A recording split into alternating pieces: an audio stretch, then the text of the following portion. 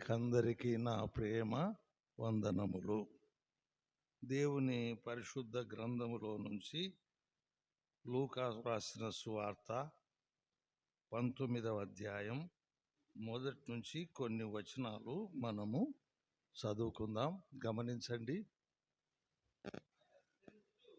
ఆయన సంచరించుచు యెరికో పట్టణములో ప్రవేశించి దాని గుండా పోవుచుండెను. ఇదిగో సుంకపు గుత్తదారుడును ధనవంతుడునైన జక్కయ్యను పేరు గల ఒకడు యేసు ఎవడో అని చూడగోరెను గాని పొట్టివాడైనందున జనులు గుంపు గూడి ఉండుట వలన చూడలేకపోయెను. అప్పుడు యేసు ఆ త్రోవను రానయ్యుండెను గనుక అతడు ముందుగా పరిగెత్తి ఆయనను చూచుటకు ఒక మేడి చెట్టెక్కెను. యేసు ఆ చోటికి వచ్చినప్పుడు కన్నులెత్తి చూచి, జక్కయ్య, త్వరగా దిగుము, నేడు నేను నీ ఇంట ఉండవలసి ఉన్నదని అతనితో చెప్పగా అతడు త్వరగా దిగి సంతోషముతో ఆయనను చేర్చుకొనెను. అందరూ అది చూచి ఈయన పాపి అయిన మనుషుని యొద్ద బస చేయ వెళ్ళెనని చాలా సనుగుకొండ్రి. జక్కయ్య నిలవబడి, ఇదిగో ప్రభువా, నా ఆస్తిలో సగం బీదలకిచ్చుచున్నాను. నేను ఎవని యొద్దనైనను అన్యాయముగా దేనినైనను తీసుకొనిన ఎడల అతనికి 4 అంతలు మరలా చెల్లింతునని ప్రభువుతో చెప్పెను. అందుకు యేసు, ఇతడును అబ్రహాము కుమారుడే, ఎందుకనగా ఈ ఇంటికి రక్షణ వచ్చి ఉన్నది. నశించిన దానిని వెదికి రక్షించుటకు మనుష్య కుమారుడు వచ్చనని అతనితో చెప్పాను. చిన్న ప్రార్థన చేసుకుందాం. ప్రేమగల తండ్రి, ఈ రాత్రి వేళ సమాజంగా కూడుకొని మీ నామ సంకీర్తనము చేయుటకు మీ మట్టి బూరగా వాడబడే కృప యేసు ప్రభులో మాకిచ్చినందుకై స్తోత్రములు స్తుతులు కృతజ్ఞతాస్తుతులు చెల్లిస్తున్నాం తండ్రి. చదవబడిన పాఠ భాగాన్ని దీవించండి, చదవబోయే అంశాలు దీవించండి. ప్రియమైన పరిశుద్ధాత్మ దేవుడా, ఈ కూడికకు అంతం వరకు అధ్యక్షత వహించాలని, అంతం వరకు మీ నడుపుదల దయచేయాలని కోరుకుంటున్నాం తండ్రి. వినుచున్న శ్రోతలను కూడా దీవించి ఆశీర్వదించమని వేడుకుంటున్నాం. ప్రియమైన పరిశుద్ధాత్మ దేవుడా, ఈ మంటి పురుగుతో, ఈ సచ్చిన కుక్కతో కలిసి మాట్లాడానికి దిగిరమ్మని ఆహ్వానిస్తున్నాం. మన ఇద్దరము కలిసి మాట్లాడుతుండగా నీ ప్రజలకు క్షేమం కలిగించి నీ కృపా మహిమకు కీర్తి కలిగించుకోమని వేడుకుంటున్నాం. చేరవచ్చిన బిడ్డలకై స్తోత్రం. పరిశుద్ధాత్మ దేవుడా, మీ మెల్లని స్వరము కొరకై కనిపెట్టుకున్నాం. మీ స్వరం మహాప్రభావం గలది, బలమైన స్వరం కొరకై వేచి ఉన్నాం తండ్రి. ఇదిగో మీరే మీ ఆత్మ ద్వారా మాట్లాడించి ఈ మంటి పురుగును మరుగుపరిచి మీకు శుభమని చెప్తున్నాం తండ్రి. మీరు మాట్లాడి మహిమ పొందమని నజరేయుడగు యేసు పరిశుద్ధ నామములో దీన మనస్సుతో అడుగుచున్నాము తండ్రి. Amen, amen. దేవుని పరిశుద్ధ గ్రంథములో నుంచి లూకా సువార్త 19వ అధ్యాయము మొదటి నుంచి 10 వచనాలు మనము చదువుకున్నాం. దాని అంతం ఏమిటంటే, నశించిన దానిని వెదికి రక్షించుటకు మనుష్య కుమారుడు ఈ లోకమునకు వచ్చెననే వాక్యము నమ్మదగినదని మనం చూస్తున్నాం. అయితే ఈ రాత్రి వేళ ఒక అంశం మనము ధ్యానిద్దాం. 19వ అధ్యాయంలో ఆయన సంచరించుచు యెరికో పట్టణములో ప్రవేశించి దాని గుండా కూర్చుండెను. ఇదిగో సుంకపు గుత్తదారుడు అంటే ట్యాక్స్ కలెక్టర్. ఇంత పాట పాడుకుంటారు. ఆ పాట పాడుకొని దాన్ని పన్ను రూపకంగా వసూలు చేసుకుంటూ ఉంటాడు. ఇదిగో సుంకపు దారుడైన ధనవంతుడైన జక్కయ్య అను పేరు గల ఒకడు యేసు ఎవరో అని చూడగోరెను గాని పొట్టివాడై ఉన్నందున జనులు గుంపు కూడి ఉండుట వలన చూడలేకపోయెను. చూడండి, జక్కయ్య అనే పేరుకు పవిత్రుడని అర్థము కానీ ఆయన జీవితంలో పవిత్రత లేదు. చూసినానా? ఈయన పాపి అయిన మనుషుని యొద్ద బస చేయ వెళ్ళుచున్నాడని సనుక్కుంటూ ఉన్నారు. పేరేమో బాగుంది కానీ పేరుకు తగినట్టు జీవితము లేదు. పేరంటే జక్కయ్య అంటే అర్థమేమి? పవిత్రుడు అని అర్థం. అయితే అతని పేరుకు తగినట్టు జీవితము లేదని మనం చూస్తున్నాం. అయితే మనం చూసినప్పుడు సుంకపు గుత్తదారుడును ధనవంతుడునైన జక్కయ్య అను పేరు గల ఒకడు అన్నాడు. చూడండి, ధనవంతుడా కాదండి? ధనవంతుడే. మరి బైబిల్లో ధనవంతుడు పరలోక రాజ్యములో ప్రవేశించుట కంటే సూది బెజ్యములో ఒంటె దూరుట సులభమని అన్నాడు బైబిల్లో. ధనవంతుడికి పరలోక రాజ్యం ఉందా అండి? లేదు. ఎందుకు? ధనాన్ని నమ్ముకుంటాడు కానీ దేవుణ్ణి నమ్ముకోడని బైబిల్లో మనం చూస్తున్నాం. మనుషులు అస్థిరమైన ధనము యందు నమ్మిక ఉంచుతారు కానీ దేవుని యందు నమ్మిక ఉంచరని చూస్తున్నాం. అయితే జక్కయ్యను గురించి మనం చూస్తే ఒక మాట చాలా బాగా వ్రాయబడింది. జక్కయ్యను పేరు గల ఒకడు యేసు ఎవరో అని చూడగోరెను. చూడండి, యేసు ఎవరో, ఎట్లుంటాడో ఏమో ఆయనను చూడాలని కోరిక కలిగింది ఆయనకు. చూడగోరిన కానీ ఏమన్నాడు అక్కడ? చూడగోరిన కానీ పొట్టివాడైనందున జనులు గుంపు కూడి ఉండుట వలన పొట్టితనం అడ్డం వచ్చింది. ఈయన కంటే ఎత్తున్నవారు ఉంటారు, ఈయన చూడనీకి ఆస్కారము లేదు అని మానుకున్నాడా? ఏమైనా అంటే మానుకోలే. ఏం చేసినాడు చూడండి. అప్పుడు యేసు ఆ త్రోవను రానయ్యుండెను గనక అతడు ముందుగా పరిగెత్తి ఆయనను చూచుటకు ఒక మేడి చెట్టు ఎక్కెను. మేడి చెట్టు అంటే మానవుని పాపానికి సూచనగా ఉంది. మేడి పండు చూడ మేలిమయ్యుండు, పొట్ట విప్పి చూడ పురుగులని మానవుని జీవితానికి సాదృశ్యంగా ఉంది. హృదయము అన్నిటికంటే మోసకరమైనది, అది ఘోరమైన వ్యాధి గలది, దాన్ని గ్రహించగలవాడు ఎవడని ఇర్మియా 17:9 వ్రాయబడింది. అయితే ఇతను కూడా అప్పుడు మనం చూస్తున్నాం. చూడండి, దేవుని వాక్యములో పొట్టివాడైనందున జనులు గుంపు కూడి ఉండటం వలన చూడలేకపోయిన. అప్పుడు యేసు ఆ త్రోవను రానయ్యుండెను గనక అతడు ముందుగా పరిగెత్తి ఆయనను చూచుటకు ఒక మేడి చెట్టు ఎక్కెను. యేసు అక్కడికి వచ్చినప్పుడు కన్నులెత్తి చూచి, జక్కయ్య త్వరగా దిగుము, నేడు నేను నీ ఇంట ఉండవలసి ఉన్నదని అతనితో చెప్పాను. ఆ మేడి చెట్టు ఎక్కినాడు కానీ ఆకుల మధ్యన దాక్కున్నాడు. చూడండి, దాక్కున్నా కూడా యేసు ప్రభు ఆ చెట్టు దగ్గరకు వచ్చి నిలిచినాడా? నిలిచలేదా? నిలిచినాడు. నిలిచి ఏమన్నాడు? జక్కయ్య త్వరగా దిగుమన్నాడు. చూడండి, ఎందుకు త్వరగా దిగమని అంటే ఒకవేళ మరణం వస్తే అతడు నరకానికి పోతాడు. చూడండి, అందుకని యేసు ప్రభు అన్నాడు, త్వరగా దిగుము, నేడు నేను నీ ఇంట ఉండవలసి ఉన్నదని అతనితో చెప్పగా. చూడండి, పుట్టోడు త్వరగా దిగి సంతోషంతో కింద పడి ఉంటాడు. యేసు ప్రభు ఆయన పేరు పెట్టి పిలవడము, నీ ఇంట్లోనే నేను ఉంటాను, బస చేస్తాను అని అంటే అతికే సంతోషం చేత కింద పడి ఉంటాడు. అతడు త్వరగా దిగి సంతోషముతో ఆయనను చేర్చుకొనెను. చూడండి, యేసు ప్రభును ఇంట్లో చేర్చుకున్నాడు. చేర్చుకునే వాళ్ళు ధన్యులా కాదా అండి? ధన్యులే.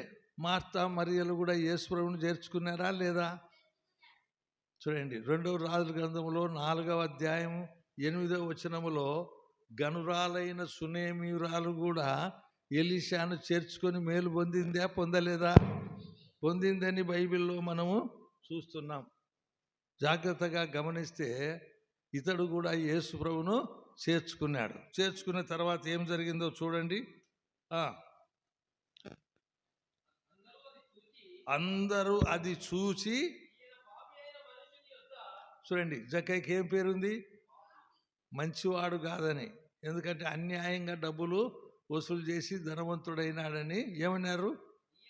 ఈయన పాపి అయిన మనుషుని యొద్ద బస చేయ వెళ్ళనని చాలా సనుక్కుంటున్నారు. ఒక దిట్టు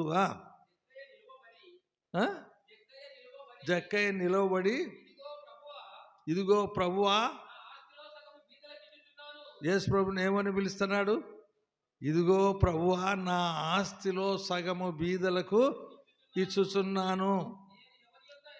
నేను ఎవని యొద్దనైనను అన్యాయముగా దేనినైనను తీసుకొనిన ఎడల అతనికి 4 అంతలు మరలా చెల్లిస్తా. ₹1 తీసుకుంటే 4 రూపాయలు కలిపి 5 రూపాయలు ఇస్తానంటున్నాడు.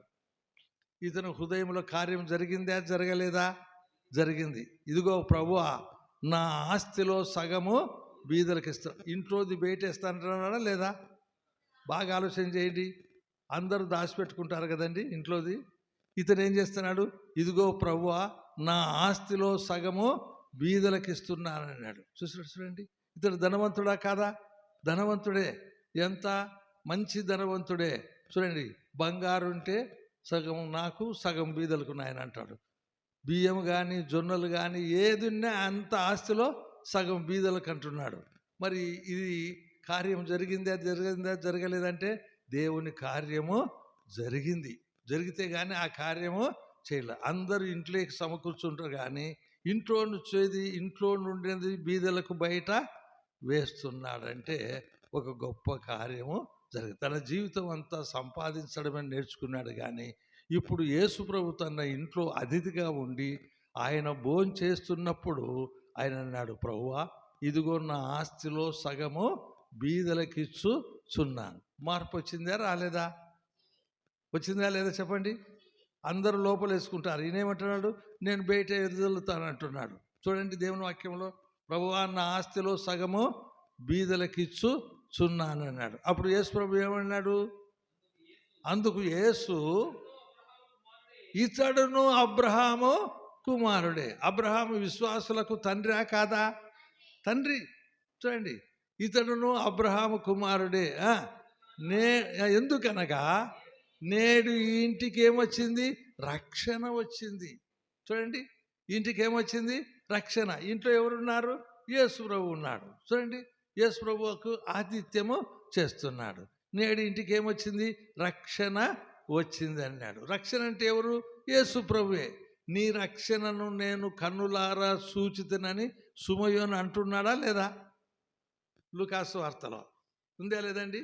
సుమయోను అంటున్నాడు, నీ రక్షణను నేను కన్నులారా సూచితనని. రక్షణ అంటే క్రీస్తు ప్రభు. చూడండి, యేసు క్రీస్తు ఆ ఇంట్లో అతిథిగా ఉండి భోజనం చేస్తుంటే ఆయన అంటున్నాడు, ప్రభువా, నా ఆస్తిలో సగం బీదలకు ఇచ్చుచున్నాను అని ఏమంటాడు? కాదు, నా ఆస్తిలో సగం బీదలకు ఇచ్చుచున్నాను అన్న తర్వాత ఏముంది? నేను ఎవని యొద్దనైనను అన్యాయముగా దేనినైనను అంటే ఇప్పుడు ఏమొచ్చింది? మార్పు వచ్చింది. ఇక తీసుకొని అంటున్నాడు. ఇంతకుముందు తీసుకునే ప్రభువా, అయినా నా ఆస్తిలో ఏమి ఇస్తాను? సగం బీదలకు ఇస్తానన్నాడు. అన్యాయంగా దేనినైనా తీసుకునేలా అతనికి 4 అంతలు మరలా చెల్లించు. ఇది పశ్చాత్తాపంతో కూడినటువంటి మార్పు. చూడండి, ఇంతకుముందు ఈ మార్పు లేదు. యేసుక్రీస్తు తన హృదయంలోకి, తన ఇంట్లోకి వచ్చిన వెంటనే మార్పు కలిగింది. ఏమన్నాడు? నేను ఎవని యొద్దనైనను అన్యాయముగా దేనినైనను తీసుకొని మరలా 4 అంతలు చెల్లిస్తాను. చూడండి, పశ్చాత్తాపం వచ్చిందా లేదా? వచ్చిందండి. వస్తాను యేసు ప్రభు ఏమన్నాడో చెప్తారా ఒక మాట? అందుకు యేసు, ఇతడును అబ్రహాము కుమారుడే. చూడండి, ఇతడును అబ్రహాము కుమారుడే. విశ్వాసులకు తండ్రి ఎవరు? అబ్రహాము. ఇతడును అబ్రహాము కుమారుడే. నేడి ఇంటికి ఏమొచ్చింది? రక్షణ వచ్చింది. రక్షణ అంటే క్రీస్తు. కీర్తన గ్రంథం 21వ అధ్యాయం 5వ వచనంలో మీరు చూస్తే అతని ఇంటికి ఏమొచ్చిందో చూడండి. నీ రక్షణ వలన అతనికి గొప్ప మహిమ కలిగెను. చూడండి, యేసు ప్రభు ఇంట్లోకి వచ్చినాక అతనికి ఏం కలిగింది? నీ రక్షణ వలన అతనికి గొప్ప మహిమ కలిగెను. ఇంతకుముందు మహిమ గలవాడు అన్నాడా? లేదే, పాపి అని మనుషుడు అని రాసినాడు బైబిల్లో. ఈయనేమో అందరు ఏమంటారు? పాపి అయిన మనుషుని యొద్ద అయిన బస చేయ వెళుతున్నాడేంది, భోజనం చేస్తున్నాడని అన్నారు. ఇప్పుడు యేసు ప్రభువును గురించి మనం నేర్చుకునేది ఏమిటంటే, క్రీస్తును చేర్చుకుంటే ఏమవుతుంది? నీ రక్షణ వలన అతనికి గొప్ప మహిమ కలిగెను. 1. 2 మళ్ళీ ఏమంటాడు? గౌరవములు ప్రభావములు నీవు అతనికి ధరింపజేసిదివి. చూడండి, 2 గౌరవములు ప్రభావములు నీవు అతనికి ధరింపజేసి ఉన్నావు. 3 నిత్యము ఆశీర్వాద కారణముగా ఉండునట్టు నీవు అతనిని నియమించితివి. చూడండి, 3 విషయాలు. అతనింటికి ఏమొచ్చింది? గొప్ప రక్షణ వచ్చిందా లేదండి? నీ రక్షణ వల్ల అతనికి ఏం కలిగింది? గొప్ప మహిమ కలిగింది. 2 గౌరవములు ప్రభావములు నీవు అతనికి ధరింపజేసి ఉన్నావు. 3వది ఏమొచ్చింది? నీవు నిత్యము ఇతరులకు ఎట్టుంటాడు? ఆశీర్వాదకారుడుగా ఉంటాడు అన్నాడు. మీరు ఆదికాండం 12వ అధ్యాయంలో 1-2 వచనాలు చదివితే అక్కడ అబ్రహామును కూడా దేవుడు అలాగే దీవించినాడు. చూస్తారా మీరు? ఆదికాండం 12వ అధ్యాయం 1వ వచనంలో చూడండి. యెహోవా అబ్రాహాంతో అప్పుడు అబ్రహాం కాదు ఆయన, అప్పుడు అబ్రాహాం. చూడండి, అబ్రాహాంతో ఏమంటున్నాడు?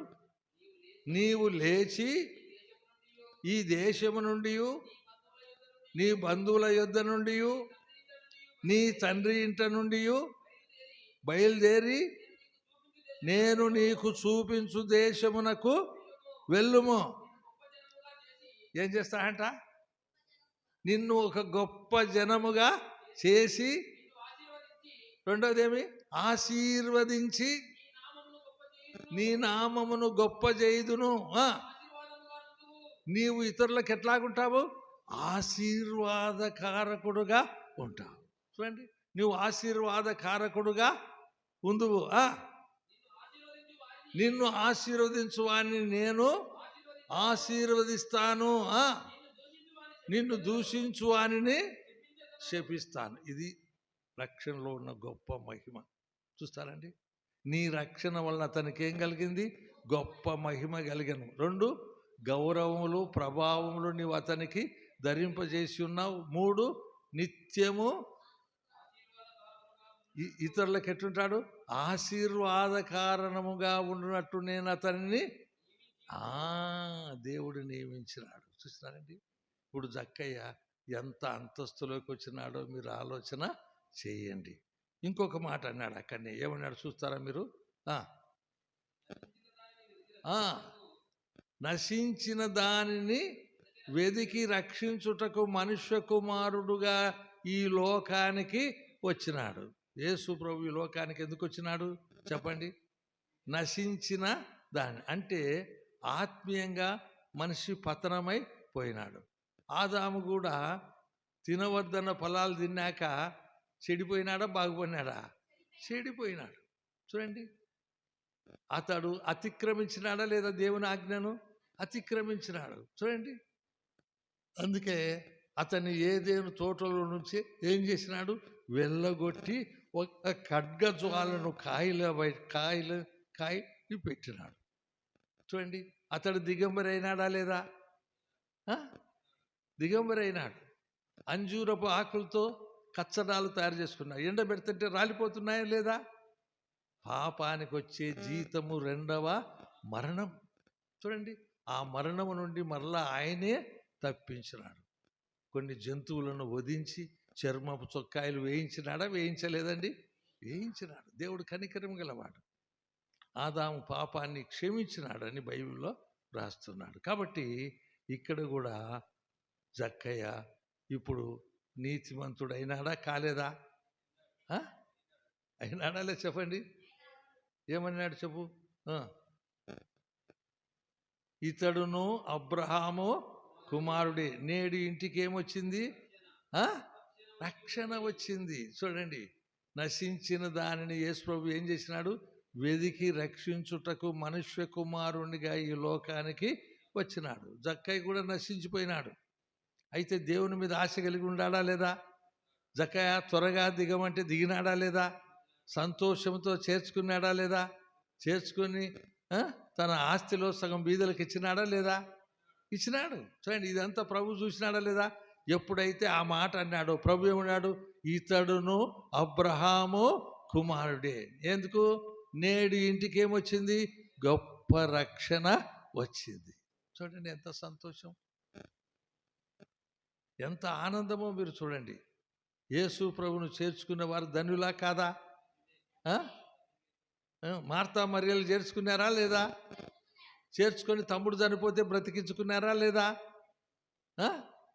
గనురాలేని సునేమిరాలు కూడా చేర్చుకుందా లేదా? కుమారుని సంపాదించుకుందా లేదా?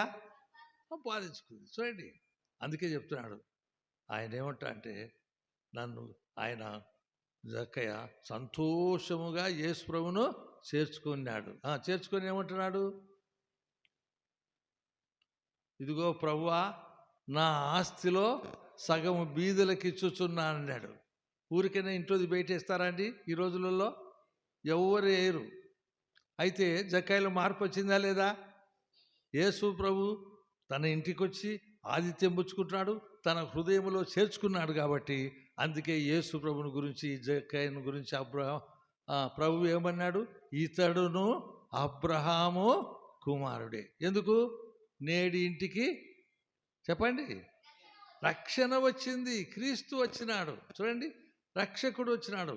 రక్షకుడు అంటే పాపము నుండి విడిపించేవాడు. చూడండి, పాపం నుండి విడిపిస్తాడా? విడిపించడా? పాపులను రక్షించుటకు క్రీస్తు యేసు ఈ లోకమునకు వచ్చినను వాక్యము నమ్మదగినదియు పూర్ణ అంగీకారమునకు యోగ్యమైంది అన్నాడు. 1 యోహాను పత్రిక 3:5 కూడా మీరు చూస్తే అక్కడ ఒక మాట ఉంది, చూస్తారా మీరు? పాపములను తీసివేయుటకు ప్రత్యక్షము ఆయన. చూడండి, యేసు ప్రభు ఈ లోకానికి ఎందుకు వచ్చినా అంటే ఎవరిని రక్షించడానికి వచ్చినాడు? పాపులను రక్షించుటకు క్రీస్తు యేసు ఈ లోకమునకు వచ్చినను వాక్యము నమ్మదగినదియు పూర్ణ అంగీకారమునకు యోగ్యమై ఉన్నదన్నాడు. చూడండి, మరి యేసు ప్రభు ఎక్కడుంటే అక్కడ పాపం ఉంటుందండి? ఉండదు. సూర్యుడు ఉదయిస్తే తెల్లవారుతుందా? తెల్లవారదా? ఆయన అన్నాడు, నేను నిజమైన వెలుగును అన్నాడా లేదండి? ఏమన్నాడు? యోహాను స్వార్త 1:9 ఏమన్నా అంటే, చూడండి, చూసి చదవండి. యోహాను స్వార్త 1:9 నిజమైన వెలుగు ఉండెను. చూడండి, అది లోకములోనికి వచ్చుచు ప్రతి మనుష్యుణ్ణి వెలిగిస్తుంది. చూసినారా? యోహాను స్వార్త 8:12 ఏమన్నాడంటే ఇంకొక చక్కని మాట అన్నాడు, చూస్తారా మీరు? మరలా యేసు, నేను లోకమునకు వెలుగును, నన్ను వెంబడించువాడు చీకటిలో నడువక. చూడండి, నన్ను వెంబడించువాడు ఎక్కడున్నాడు? చీకటిలో నడవక జీవపు వెలుగు కలిగి ఉండును. చూడండి, వెలుగు కలిగి ఉంటాడు. వెలుగు మనోహరమైందే కదా? నీ వాక్యము నా పాదములకు దీపమును, నా త్రోవకు వెలుగై ఉందా లేదా అండి? వెలుగు మనోహరమైందే కాదా? మనోహరమైంది. చూడండి, యేసు ప్రభు వచ్చిన మూల ఉద్దేశాన్ని మనం గ్రహించుకోవాలి. యేసు ప్రభు ఎందుకు వచ్చినాడు? నశించిన దాన్ని ఏం చేసినాడు? వెదికి రక్షించి ఏం చేసినాడు చెప్పండి? రక్షించడానికి లోకానికి అవతరించినాడు. వచ్చినాడా లేదా? వచ్చినాడు. ఎవరిని? నశించిన గొర్రెలను వెతికి రక్షించి దానికి రక్షకుడుగా క్రీస్తు లోకానికి వచ్చాడు. అందుకని ప్రజలందరూ కూడా ఆశ్చర్యపోతున్నారు. ఏమని? అబ్రహాం ఇంట్లో జక్కయ్య ఇంట్లో యేసు ప్రభు భోజనం చేస్తుంటే యేసు ప్రభువుకు ఎదుట ఒక మాట అన్నాడు, నా ఆస్తిలో సగము బీదలకు. అంటే మార్పు వచ్చిందా లేదా? మనలో కూడా మార్పు రావాలనా లేదా? యేసు ప్రభువుని నమ్ముకుంటే నీలో నాలో మార్పు రావాలనా లేదా? మునుపు దూరస్తులము, ఇప్పుడు క్రీస్తు రక్తం వలన సమీపస్తులము. యేసు రక్తములో దేవుడు నా ప్రతి పాపమును కడిగి నన్ను ఏం చేసినాడు? పవిత్రునిగా చేసినాడు. ఆయన గాయముల ద్వారా, దెబ్బల ద్వారా నా ఆత్మకు అంటుకున్న పాప రోగానికి ఏమిచ్చినాడు? స్వస్థత, సమాధానం ఇచ్చినాడు. కుమారుని యందు విశ్వాసముంచువాడు నిత్య జీవము గలవాడు. వాడు తీర్పులోనికి రాక మరణములో నుండి జీవములోనికి దాటించబడినాడు. దాటించబడినాడంటే యోర్దాను దాటిన వాడంతా హెబ్రీయుడే. చూడండి, మరణములో నుండి జీవంలోనికి మనల్ని దాటించినాడా లేదా? దాటించినాడు. మరి జక్కయ్యను కూడా దాటించినాడా లేదా? ఇతడును ఏమన్నాడు? అబ్రహాము కుమారుడే. నేడి ఇంటికి ఏమొచ్చింది? రక్షణ. చూడండి ఎంత రక్షణ అది! గొప్ప రక్షణ, గొప్ప మహిమ, గౌరవములు, ప్రభావములు అతనికి ధరింపజేసినావని బైబిల్లో దేవుడు వ్రాయించినాడు. మరి జక్కయ్య ధన్యుడా కాదండి? ధన్యుడు. చూడండి, ఆశీర్వదించబడినాడా లేదా? యేసు ఎవరో అని చూడగోరెను కానీ అని ఉందా లేదా? చూడగోరని ఆశ గల ప్రాణాన్ని దేవుడు తృప్తిపరుస్తాడా? తృప్తిపరుస్తాడని పరిశుద్ధ గ్రంథములో వ్రాయించినాడు. మరి ధనవంతుడు పరలోక రాజ్యములో ప్రవేశించుట కంటే సూది బెజ్జములో దూరుట సులభమన్నాడే. మరి ధనవంతుడు పరలోకానికి వచ్చినాడా లేదా? అంటే ధనాన్ని వెదజల్లాడు, క్రీస్తును నమ్ముకున్నాడు. ధనాన్ని వెదజల్లినాడా లేదా? నా ఆస్తిలో సగం బీదలకు ఇస్తున్న ప్రభువా, ఇక మీదట ఏదైనా అన్యాయంగా తీసుకుంటే మరలా ఎంత? 4 అంతలు చెల్లిస్తా అన్నాడు. అది గొప్ప కార్యం ఇక్కడ జరిగింది. కాబట్టి గొప్ప రక్షణకు పాత్రుడైనాడు. ధనవంతుడు కూడా. సో అని ధనవంతుడు పరలోక రాజ్యములో ప్రవేశించుట కంటే సూది బెజ్జములో ఒంటె దురుట సులభం. అంటే అది జరగదని. సూది బెజ్జంలో ఉంటే దొరుకుతుందండి? దూరదు. అయినా దేవుని వాక్యం అంటే దేవుని వాక్యాన్ని దేవుడు బయలుపరిచినాడు. ఎట్లా? ఇతడును అబ్రహాము కుమారుడే అన్నాడా లేదండి? ఇతడును అబ్రహాము కుమారుడే. నేడు ఇంటికి ఏమొచ్చింది? మామూలు రక్షణ కాదు, గొప్ప రక్షణ, గొప్ప మహిమ, గొప్ప ప్రభావం. ఉందా లేదండి? ఇవన్నీ 21వ కీర్తనలో 5వ వచనంలో ఉందా లేదా? ఏమనింది? నీ రక్షణ వలన. చూడండి, ఎక్కడ రక్షణ ఉందో అక్కడ గొప్ప మహిమ ఉంది. ఏ భేదమును లేదు. పాపం చేసి దేవుడు అనుగ్రహించు మహిమను పొందలేక పోచున్నారని ఉందా లేదా? ఉంది. నీతిమంతులు లేడు, ఒక్కడును లేడు. అందరూ త్రోవ తప్పి ఏకముగా పనికి మాలిన వారైన వారికి ఇప్పుడు ఈయనకు భక్తిహీనునికి ఏం దొరికింది? గొప్ప రక్షణ, గొప్ప మహిమ, గౌరవములు, ప్రభావములు ధరింపజేసి ఇతరులకు నిత్యము ఆశీర్వాద కారకుడుగా దేవుడు చేసినాడా? చేయలేదా? చేసినాడు. కాబట్టి ఆ రక్షణను మనము కూడా ప్రేమించాలి. చూడండి, ఆ రక్షణను మనము కూడా గౌరవించాలి. నా రక్షకుడు క్రీస్తే నా పాపభారం నుండి విడిపించి నాకు నిజమైన ఆత్మశాంతి, విశ్రాంతిని అనుగ్రహించినాడని దేవుణ్ణి గణపరిచే భాగ్యంలో మనమందరము ముందుకు సాగాలి. మరి జక్కయ్యకు రక్షణకు పాత్రుడు అంటే చెప్తే కానే కాదు. అయితే దేవుడు అనుకూలం చేసినాడా లేదా? ఎందుకు? దేవుని సంతోషముతో చేర్చుకొని తన ఆస్తిలో సగం బీదలకు ఇస్తున్నానని వెదజల్లినప్పుడు దేవుడు అన్నాడు, ఇతడును అబ్రహాము కుమారుడే. నేడి ఇంటికి ఏమొచ్చింది? గొప్ప రక్షణ వచ్చిందని దేవుడు అబ్రహామును, జక్కయ్యను ఎంతో మెచ్చుకున్నట్టు దేవుని వాక్యంలో చూస్తున్నాం. ప్రభు ఈ లోకానికి ఎందుకు వచ్చినాడంటే నశించిన దానిని ఏం చేయని వెదికి రక్షించుటకు మనుష్య కుమారుడుగా ఈ లోకానికి వచ్చినాడు. యేసు అంటే రక్షకుడు. రక్షకుడు అంటే విడిపించేవాడు. దేని నుండి అంటే పాపము నుండి, పాపం యొక్క బలము నుండి, పాపపు అలవాట్ల నుండి, పాపం యొక్క శాపం నుండి తీసి ఆశీర్వాదకరంగా చేసేదానికి రక్షకుడుగా దిగి వచ్చిన ఆ ప్రభునందు మనం విశ్వాసం ఉంచితే గొప్ప రక్షణలోకి వస్తాం. చెరసాల నాయకుడు అడిగినాడు, అయ్యలారా రక్షణ పొందుటకు నేనేమి చేయాలంటే వారు ఏమన్నారు? ప్రభు అయిన యేసునందు ఏముంచాలా? విశ్వాసం ఉంచుము, అప్పుడు నీవును నీ ఇంటి వారు ఏమవుతారు? రక్షణ పొందుతారని భాగ్యములేకి దేవుడు తెచ్చాడు. దేవుడు ఈ మాటలను దీవించునుగాక. చిన్న ప్రార్థన చేసుకుందాం. ప్రేమగల తండ్రి, ఈ రాత్రి వేళ నీ సత్యాలు మాకు బయలుపరిచినందుకై స్తోత్రం నాయన. ఇదిగో జక్కయ్య పాపాత్ముడని ప్రజలందరూ కేకలు వేస్తున్నారు తండ్రి. అతడు కూడా ప్రభువా నీ దగ్గరకు వచ్చి తన ఆస్తిలో సగం బీదలకు ఇస్తున్నానని నేను సంతోషంగా చేర్చుకొని మీరు భోజనం చేస్తుండగా ప్రభువా నా ఆస్తిలో బీదలకు ఇస్తున్నాను అని చెప్పినప్పుడు యేసు ప్రభువారు ఏమన్నా జక్కయ్యను గురించి ఏమంటే ఇతడును అబ్రహాము కుమారుడే, నేడు ఇంటికి ఏమొచ్చింది? గొప్ప రక్షణ వచ్చిందని మనం చూస్తున్నాం తండ్రి. అలాగే విశ్వాసం ద్వారా కూడా మనుషులు రక్షించబడతారని గ్రంథంలో మా కొరకు రాయించినందుకై స్తోత్రం నాయన. జక్కయ్యను దీవించినట్టు మమ్మల్ని కూడా రక్షణలోకి నడిపించి మమ్మల్ని కూడా ఆశీర్వదించి పరలోకములో కూర్చుండబెట్టేందుకై మీకు స్తుతులు, స్తోత్రాలు, కృతజ్ఞతాస్తుతులు చెల్లిస్తున్నాం. లూకా 19:10 నశించిన దాన్ని వెదికి రక్షించుటకు మనుష్య కుమారుడుగా వచ్చినాడని వాక్యాన్ని బట్టి నేను స్తోత్రం చెల్లిస్తూ గణపరుస్తూ నాయన జక్కయ్య లెక్క మేము కూడా మా ఆస్తిని వెదజల్లి బిడ్డలుగా చేసి మహిమ పొందమని యేసు ప్రభు అతి పరిశుద్ధమైన దీన మనస్సుతో అడుగుచున్నాం తండ్రి. ఆమెన్. తండ్రి యొక్క ప్రేమయు కుమారుడైన యేసు క్రీస్తు ప్రభు యొక్క కృపయు పరిశుద్ధాత్మ దేవుని యొక్క అన్యోన్య సహవాసం మనకందరికీ ఎల్లప్పుడూ తోడై ఉండునుగాక. ఆమెన్. ఆమెన్. ఇంతటితో కూడిక ముగిసింది. అందరికీ మా